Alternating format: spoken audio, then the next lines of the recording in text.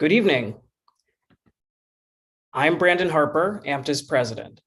And in a couple of minutes, we'll announce the case that we'll be using at the National Championship Tournament in April. But first, I want to congratulate everybody who's watching and everybody who participated in AMTA this year. We made it through 32 regional tournaments and 8 Orcs tournaments. We started this journey at regionals with nearly 650 teams, and over the past 2 weekends, 192 teams competed at Orcs. And as of right now, we're down to the final 48 teams that will meet at the National Championship April 16th through 18th, right here on Zoom. As many of you know, several years ago, AMTA changed the way that it does things. We decided to start releasing a new case for the National Championship Tournament. Our Nationals Case Committee is a completely separate committee, a separate group of experienced case writers, this year led by Judge Dan Hoy.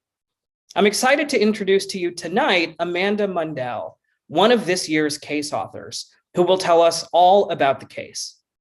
Amanda is an attorney at the Department of Justice. She works in the Civil Appellate Division, which means that she regularly appears before and files briefs in federal appellate courts across the country, including the Supreme Court. Amanda is a graduate of UCLA and the Harvard Law School, and as a competitor, she was a member of UCLA's 2011 National Championship team. She was also awarded an All-American Witness Award for her dynamic and show-stopping portrayal of an expert. She's coached mock trial at every level, and all of her teams have found success. And this is her 3rd year as a member of the NCT Case Committee. Amanda, I'll turn it over to you. Thanks, Brandon, and hello to everybody who's tuning in.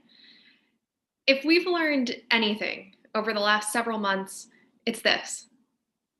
Midlands has a pest problem. But pests aren't just a problem for Harper Martini or Peony Estates, and they aren't just an outdoor problem either.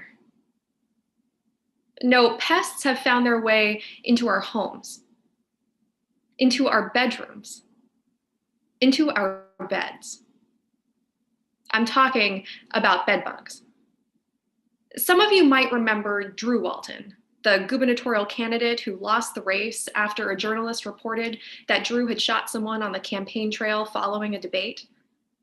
Well, Drew isn't the only Walton who's dealt with a PR nightmare, and they're not the only Walton interested in politics. Drew's sibling, Kieran Walton, has an eye on being governor one day and also owns an apartment complex right here in Midlands. And unfortunately for Kieran, the place is far from being pest-free. In the fall of 2018, Kieran got a new tenant, a journalist named Trey Westenmeyer, who needed to break a big story. Trey moved in with Trey's young daughter, and it wasn't long before they both started itching from bug bites. Now, Trey claims they're bed bugs and tries to treat the problem. So does Kieran. But when the bugs just won't go away, Trey stops paying rent and moves out. But Kieran is not forgiving any unpaid rent. So Trey brings a lawsuit against Kieran, alleging that Kieran breached the warranty of habitability by failing to treat this bedbug infestation and seeking compensatory and punitive damages. Depending on who you ask, the bedbugs might have already been there by the time the Westenmeyers moved in. Or maybe it was Trey who tracked them in after one too many work-related stays in some less than reputable motels. Or maybe this wasn't a widespread infestation at all, and instead just an exaggerated story cooked up by a desperate journalist willing to worsen their own situation in order to bring down another Walton. Trial is set to begin in the Midland Center Court of Common Pleas on April 16. Congratulations to the 48 teams moving on, and we wish you the best of luck.